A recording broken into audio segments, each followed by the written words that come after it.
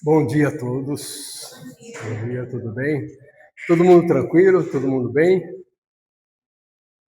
Interessante que a espiritualidade age de uma forma formidável. A maioria das vezes a gente não percebe, porque a gente não está muito antenado, né? As coisas, a gente não presta muita atenção. A Patrícia falou duas coisas aqui que eu poderia, se eu não conhecesse a doutrina, poderia jurar que ela leu a minha preparação que eu fiz para conversarmos hoje, né? Vocês vão ver durante o curso.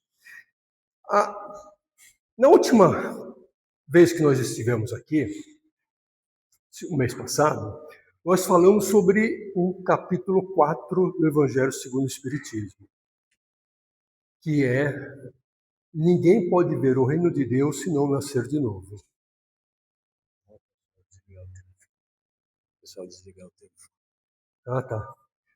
O Amaro está me lembrando aqui, para quem tiver com o telefone, eu lembrei durante a, a, a oração para desligar, tá? Vou deixar no silencioso para não perturbar.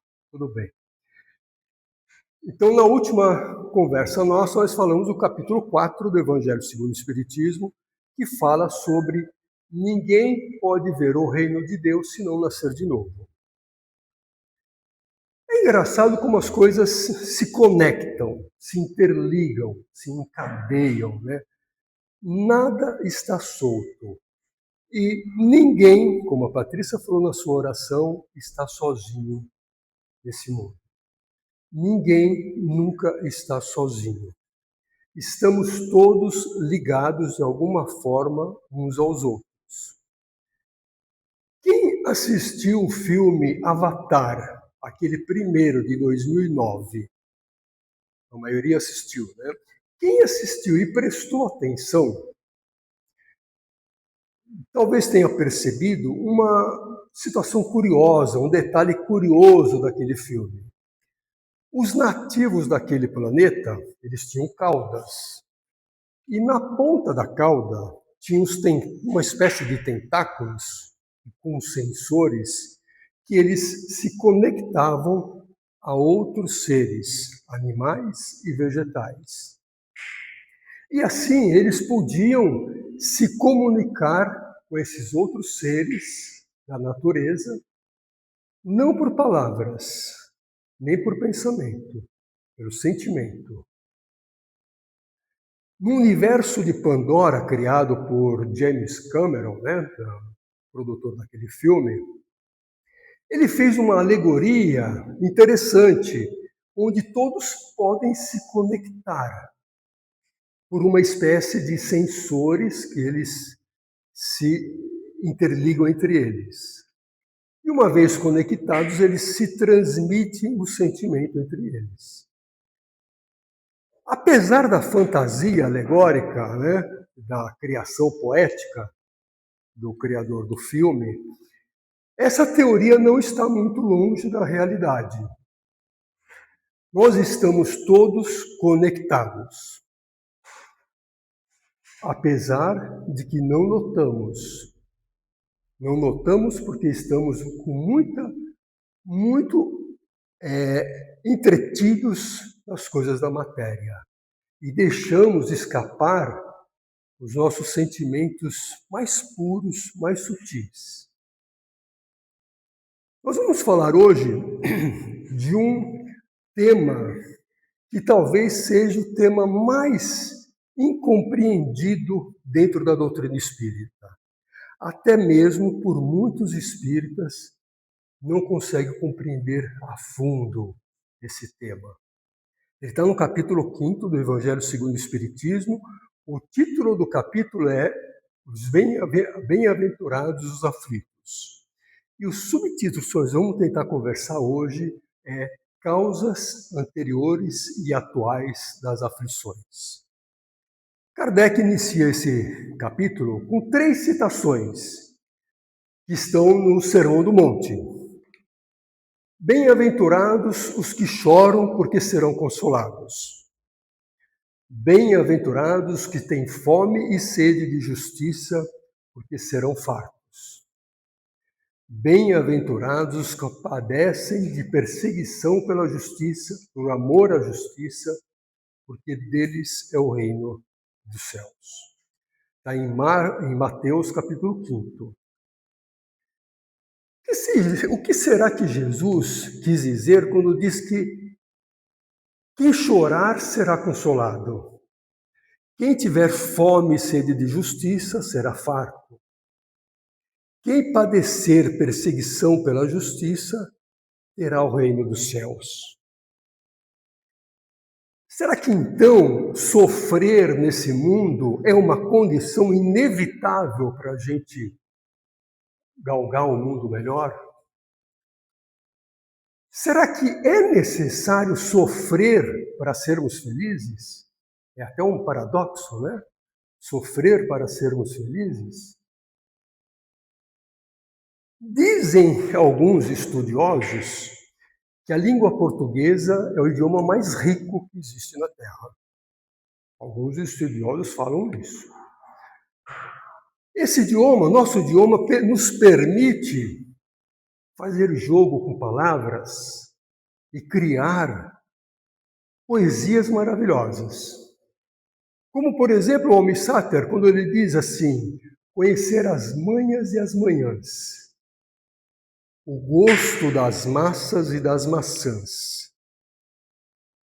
Ele faz um jogo com as palavras, mostrando para a gente que a gente tem que perceber as sutilezas, diferenças sutis da vida. Mas, em compensação, o nosso idioma também nos obriga a nos esforçar para entender o texto. O que o autor realmente quis dizer. Porque as palavras, elas podem enganar. Jesus já disse lá atrás que a letra mata, mas o Espírito vivifica. O que Jesus estava querendo nos alertar lá atrás era que para a gente tomar cuidado e prestar bem atenção, tentar entender realmente aquilo que o autor quis dizer. Não se prender à letra morta, mas procurar o espírito da comunicação. Vou fazer uma analogia aqui, uma brincadeira. Se eu deixo cair um objeto muito pesado nessa cadeira e ela se quebra, eu posso dizer que essa cadeira sofreu um impacto e um dano. Está correta a expressão? Está correta a expressão, não está? Mas será que essa cadeira sofreu da mesma forma que o sofrimento humano? As palavras são as mesmas, o sentido é outro. Quando dizemos que alguém está sofrendo, o que entendemos por isso? A princípio, nós podemos entender que aquela pessoa está passando por dores físicas ou emocionais muito fortes, certo? É o primeiro entendimento que nós temos. Mas por que a dor física ou emocional nos causa sofrimento? Vou fazer uma analogia. Uma criança pequenininha, 3, 4 anos, leva um tombo, bate a cabeça, rala o joelho, se machuca. Ela chora, e chora bastante, umas mais ainda que outras. Agora, vamos supor um adulto se machuca. Sabe aquela topada que a gente está no pé da cama, bem na ponta do dedão, no frio? Dói mesmo, né?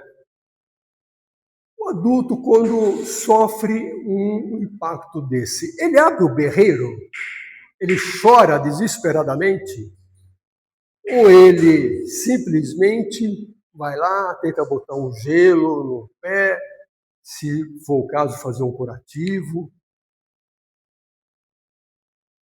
Por que a criança chora desesperadamente e o adulto não? Será que a dor que ela sentiu é diferente da dor do adulto? Será que os nervos sensoriais da criança são diferentes do adulto? Alguns podem até dizer assim, não, mas no adulto a pele está mais grossa, mais resistente, e ele sente menos dor, né? Talvez, pode até ser. Mas existe uma diferença entre as duas situações que é inquestionável. A criança não entende o que está acontecendo, não sabe o que está acontecendo. O adulto sabe. O adulto, quando sente um impacto, uma dor muito grande, ele sabe que logo em seguida vai passar essa dor. Ele vai fazer um curativo, depois vai passar a dor. Então a gente pode deduzir daqui, dessa situação, que o sofrimento ele está muito ligado à ignorância, à falta de conhecimento. Quando a gente conhece o que causa a dor, a gente sofre menos.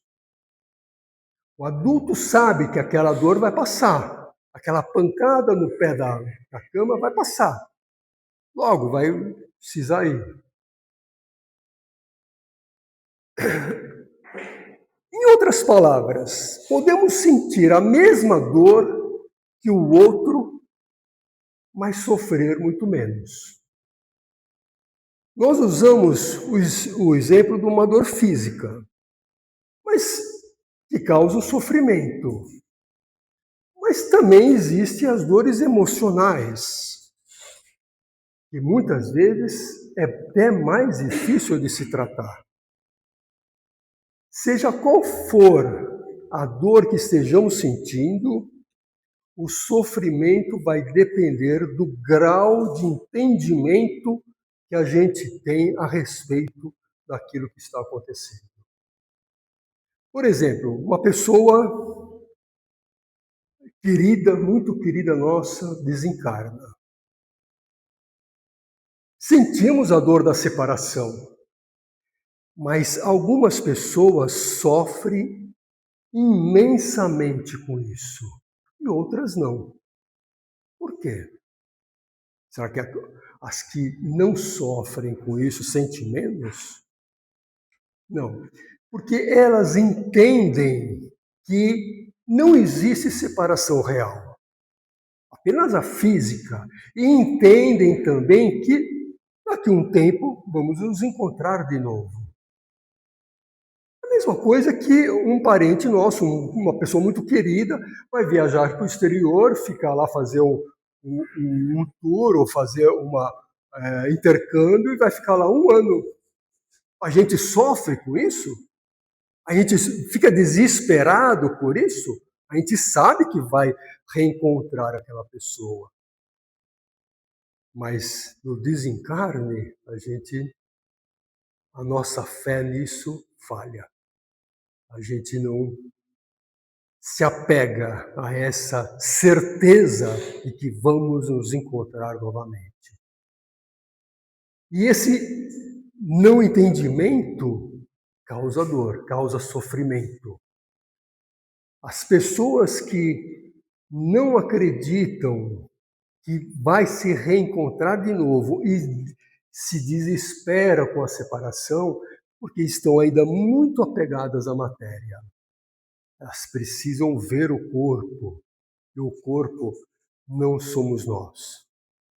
O corpo é apenas uma vestimenta. Não somos nós, de verdade.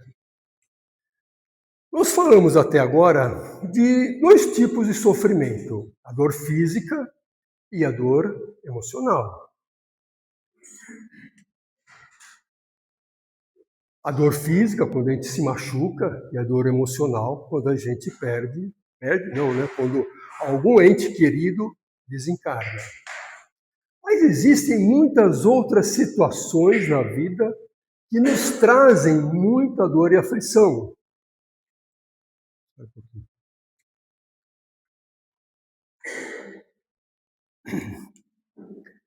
As privações materiais, por exemplo, a fome, o desemprego, as injustiças que nos afligem quando a todo instante nós estamos vendo tanta corrupção e tanta impunidade. Nos causa aflição essa situação. As agressões e ladrões que nos subjugam e tomam aquilo que nós conquistamos com tanto esforço. As frustrações quando não conseguimos aquilo que queremos. As desilusões amorosas, quando a gente é adolescente, está apaixonado por aquela menina, mas ela gosta de outra. Ou a menina que está apaixonada pelo menino e ele tem outra namorada. É uma dor terrível, né? Os conflitos internos que nós temos quando não conseguimos entender os nossos sentimentos. As preocupações do dia a dia, quando as contas quase sempre são maiores que os salários. Nos causa muita aflição. Aquele amigo querido que se afastou de nós, porque num momento nós falamos alguma coisa que ele entendeu errado. E por mais que a gente tenha certeza que não queríamos ofendê-lo, nem magoá-lo, ainda assim ele se afastou. Isso nos causa muita tristeza. As doenças graves que nos tiram a liberdade de se manifestar aqui no plano material, com toda a plenitude. Podemos enumerar muitas outras situações, infinitas situações, que nos causam dor, aflições e muitas vezes grande sofrimento. Muitas dessas situações não temos como evitar. E como vamos passar por tudo isso sem sofrer? Primeiramente, precisamos entender o porquê que tudo isso acontece. Por que essas coisas todas acontecem na vida da gente? Todas as nossas aflições, todas as coisas que nos causam dor, sejam físico, seja emocional ou existencial, sem nenhuma exceção, estão relacionadas às nossas ações, aos nossos comportamentos e às nossas escolhas. Mas as nossas alegrias, aquilo que nos faz feliz, aquela alegria que nos fortalece, que nos ajuda a levantar todo dia de manhã, também são frutos das nossas ações. Ou seja, as nossas ações não geram apenas aflições, geram também momentos felizes. Se não fosse assim, a gente não suportaria a vida. Kardec, nesse capítulo que nós estamos estudando, capítulo 5, ele diz assim: não há uma só falta, por mais leve que seja, uma única infração à lei, à sua lei, que não tenha consequências forçosas e inevitáveis, mais ou menos desagradáveis. Ou seja, toda ação tem uma reação. Isso é a primeira lei da física, de Newton. Primeira lei de Newton. Ele diz que toda ação tem uma reação. Só que Newton estabeleceu essa lei que ela é aplicada na matéria. Mas, na lei natural, na lei de Deus, toda ação tem uma consequência. É a lei de causa e efeito. Na questão 614 de Kardec, ele pergunta o seguinte: o que deve se entender por lei natural? O que é lei natural? E a espiritualidade responde o seguinte: a lei natural é a lei de Deus. É a única necessária à felicidade do homem. Ela lhe indica o que ele deve e o que não deve fazer. E ele se torna infeliz quando dela se afasta. Bem, se nossas aflições estão relacionadas às nossas escolhas, alguém pode perguntar: então por que eu sofro tanta privação? Eu não escolhi ser pobre, não sou idiota de escolher ser pobre. Mas aí que está o engano. Você não só escolheu, você escolheu de fato ser pobre e não por idiotice, por esperteza. Porque você, enquanto espírito, quer se melhorar. E a prova da pobreza é uma das condições para a gente aprender muitas lições que o espírito precisa aprender. Vamos tentar entender o que acontece com essa questão de ação e reação e as nossas próprias escolhas. Quando Kardec afirmou que todas as nossas ações geram consequências, e dessa forma o que acontece hoje é uma consequência das nossas ações anteriores, então, se fizermos algo que causou algum mal a alguém, nós temos que reparar esse mal. É a lei da expiação. Nós estamos aqui para expiar, nós estamos no mundo de expiações e provas. Então, a expiação é necessária. Segundo a lei dos homens, quando cometemos alguma infração, nós sofremos consequências. Ou pagamos multa, ou vamos para o xilindró, né? Somos encarcerados. Alguma consequência nós temos que sofrer. Mas a mesma coisa acontece com a lei de Deus. Sempre que infringimos a lei de Deus, nós sofremos consequências. Só que existe uma diferença muito grande entre as leis dos homens e a lei de Deus. Primeiro, a lei dos homens, elas mudam conforme a época, conforme os costumes de cada região, conforme a conveniência da sociedade. As leis de Deus são imutáveis, não mudam nunca.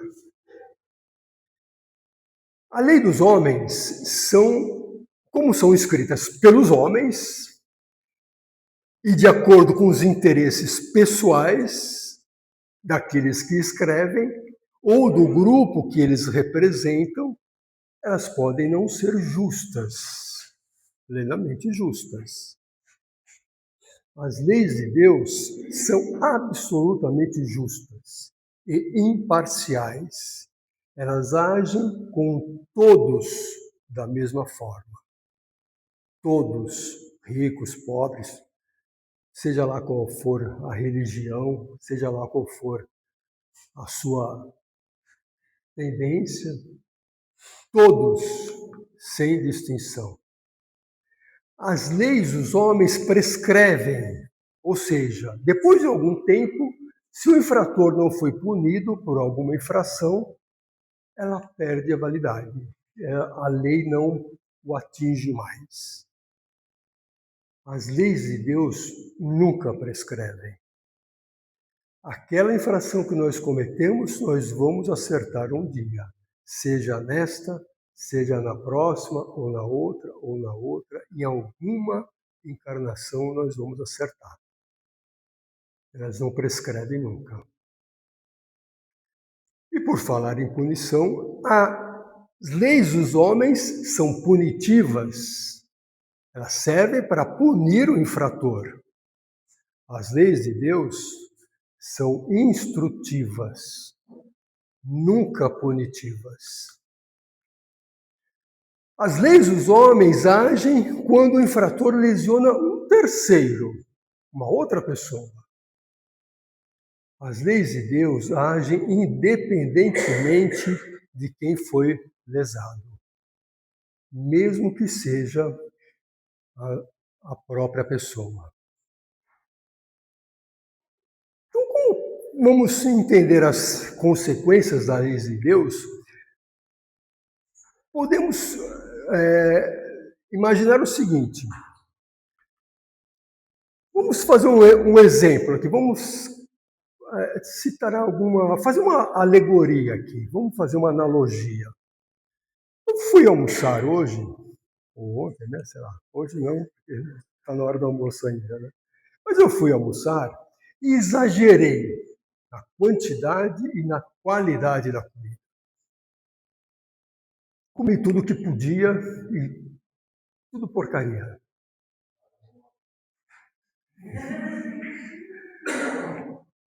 Qual foi a minha infração diante das leis dos homens? Nenhuma.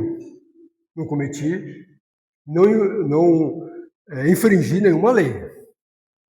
Qual foi a minha infração diante da lei de Deus? Eu agredi o meu corpo. E as consequências? Bom, as consequências disso podem vir imediatamente. Eu começar a ter dor do estômago, passar mal, né? Mas ela pode vir também daqui a algum tempo. Se eu fizer isso frequentemente, eu posso adquirir uma úlcera estomacal, alguma outra doença grave. Ou ela pode também vir numa próxima encarnação, se eu adquirir nessa uma úlcera, alguma doença grave, e não me tratei e continuei com aquelas mesmas atitudes, eu lesionei seriamente o meu corpo, eu posso vir na próxima com uma predisposição a ter um câncer de estômago. Vou ter ou não vou ter é outra situação, mas eu vou ter uma predisposição para ter um câncer de estômago. Ou seja, todos os nossos atos têm consequências. E quem é o grande julgador disso tudo? Quem vai chegar e vai julgar assim? Você infringiu tal lei, foi condenado e vai receber essa penitência, essas consequências aqui, né? Será que lá no céu, né, lá no plano espiritual, acontece como acontece no Alto da Compadecida? A Maria, nossa querida mãe de Jesus, é a nossa advogada, Jesus é o juiz e o capeta lá, o coisa ruim, é o nosso promotor, o nosso acusador. Será que isso acontece? Não.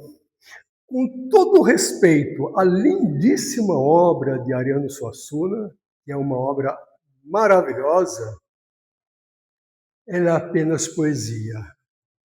Nada disso que acontece na obra, que é uma grande obra, não tem realidade, não tem relação com a realidade. Não existe, na verdade, nenhum acusador, não existe juiz, não existe advogados lá em cima. Só existe uma coisa: a nossa própria consciência. se é a nossa própria consciência, onde tudo isso se apoia?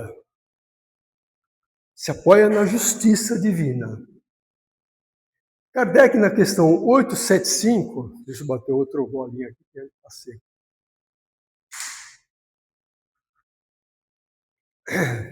Kardec, na questão 875, ela faz a seguinte pergunta: como se define a justiça de Deus, né? A justiça divina? E a resposta é: a justiça consiste no respeito aos direitos de cada um. No respeito aos direitos de cada um.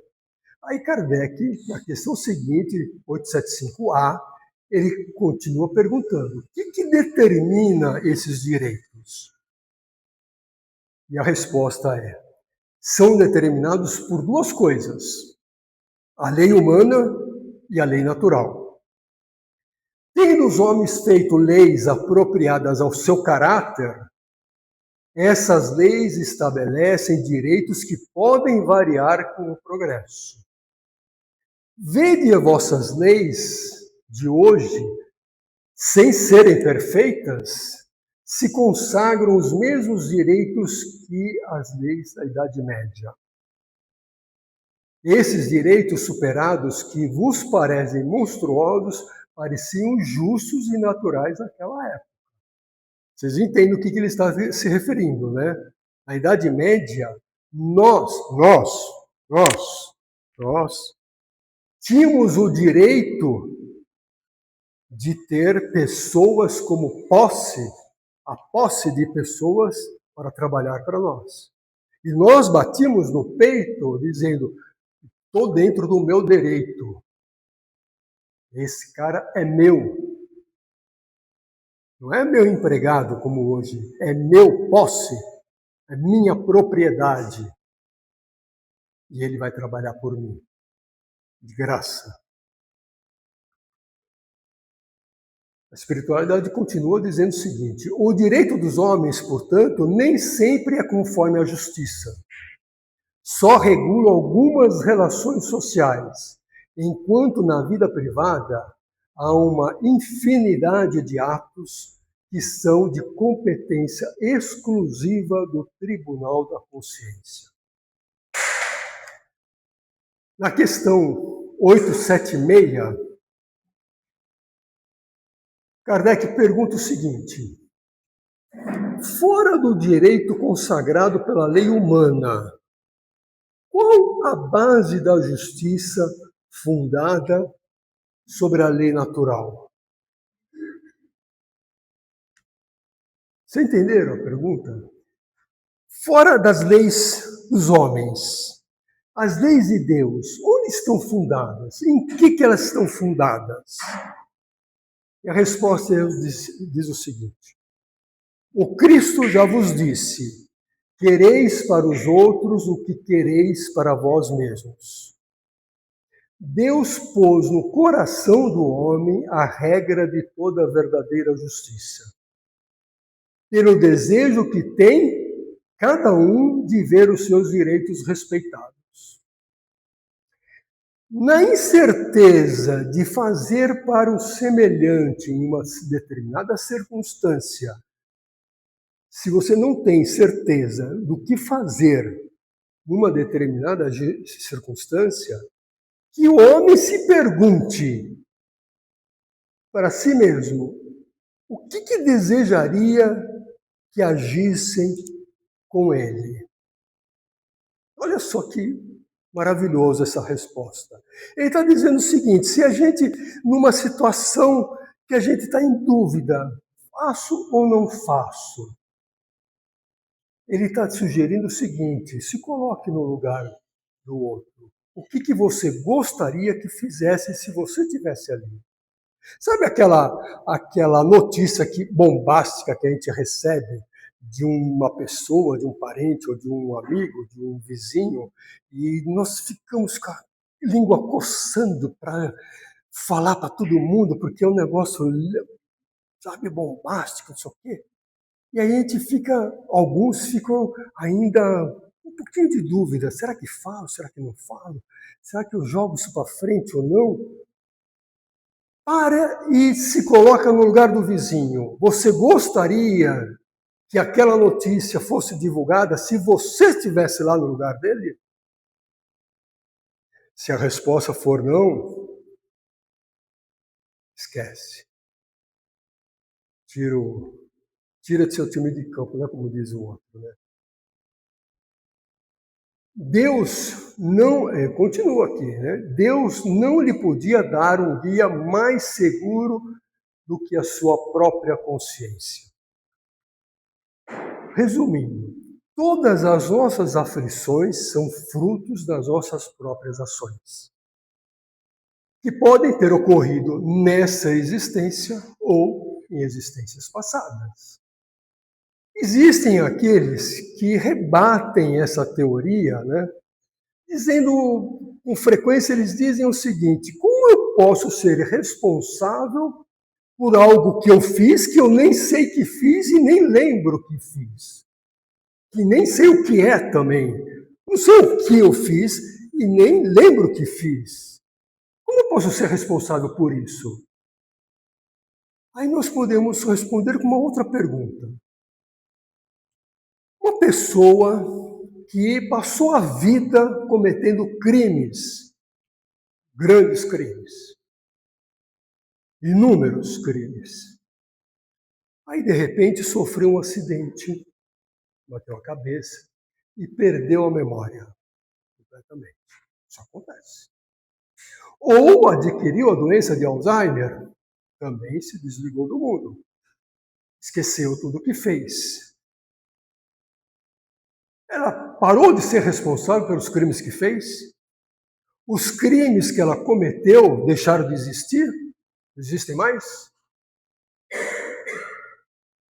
O esquecimento que nós temos das nossas ações, nós não esquecemos quem somos. Quem somos, nós nunca esquecemos. Mas o que fizemos em existências passadas, esquecemos. E é uma dádiva de Deus esquecermos isso. Porque se a gente lembrar de todo o mal que nós fizemos, a gente não se suportaria. A gente não teria coragem de se olhar no espelho. Se a gente soubesse o que nós já fizemos no passado.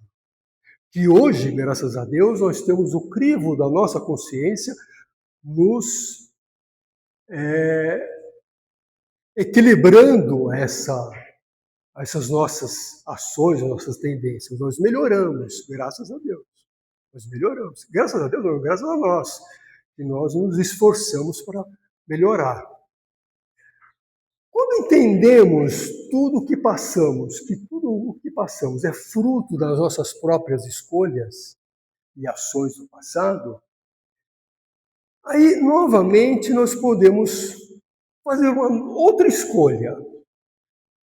Nós já entendemos que tudo que nós estamos passando são frutos do que nós fizemos, das coisas que escolhemos. Então, agora, nós podemos também fazer mais duas escolhas. Ou passar a vida blasfemando e maldizendo a nossa má sorte, ou acatar, aceitar as vicissitudes da vida e tentar entender as lições que a vida está nos dando. A todo momento, a todas as dificuldades, aquelas dificuldades, aqueles desafios que nós temos durante a vida, servem para nos ensinar alguma coisa. A lei de Deus, ela é instrutiva, não punitiva. E esse entendimento, essa disposição nossa de procurar as lições da vida é que nos vai nos melhorando. E passamos pela vida sem sofrimento. As dores nós vamos continuar sentindo, sem dúvida nenhuma, mas o sofrimento não. A dor é inevitável, é a colheita do nosso plantio, mas o sofrimento é uma opção. Nós falamos no início que nós estamos todos conectados, de alguma forma.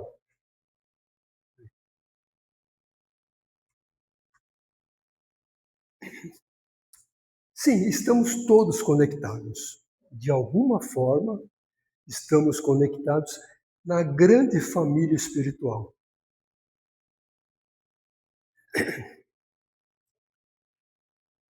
Nós estamos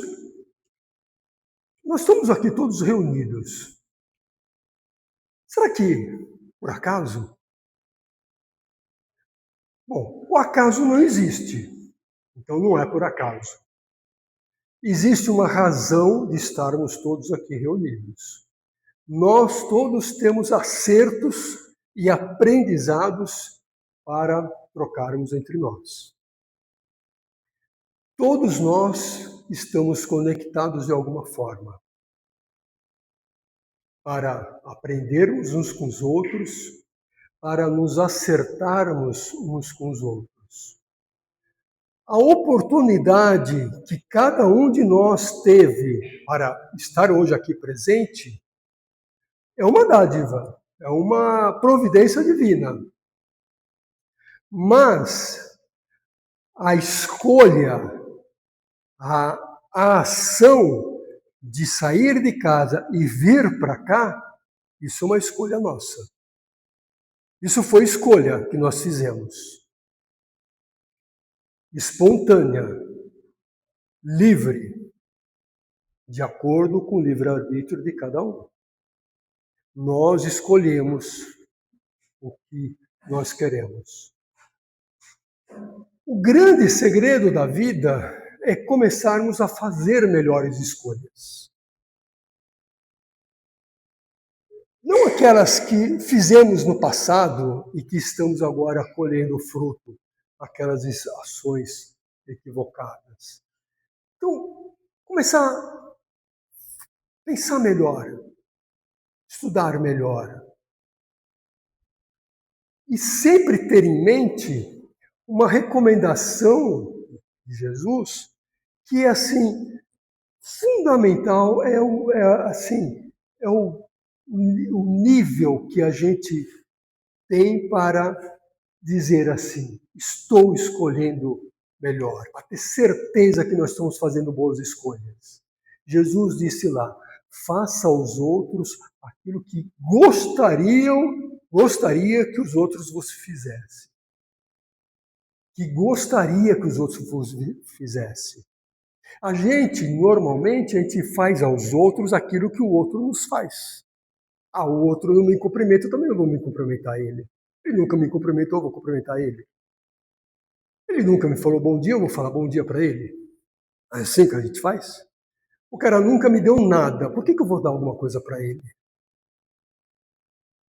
Então, a gente, pensando assim, a gente está agindo de acordo com a ação do outro. Não é isso que Jesus recomenda. Jesus recomenda para nós agirmos com a nossa consciência. Se nós queríamos que o outro falasse bom dia para nós, que nós tomamos essa iniciativa de falar bom dia para o outro. Ainda que ele não responda. Não tem problema ele não responder. Se nós queríamos receber um agrado de uma pessoa, de um parente, de alguém, que tome a iniciativa e faça o agrado também. Mas ele nunca me deu nada, não importa. Nunca dê nada para ninguém, nada, nem bom dia, nada esperando alguma coisa em troca. Porque daí Jesus vai dizer o seguinte, você já recebeu a sua paga. Então, faça tudo espontaneamente, de coração, sem esperar absolutamente nada em troca. A vida em sociedade é fundamental. Portanto, as conexões nossas são inevitáveis. Nós estamos conectados. Quer queiramos, quer não. Quer acreditemos, quer não. Estamos todos conectados. Pela atenção, obrigado.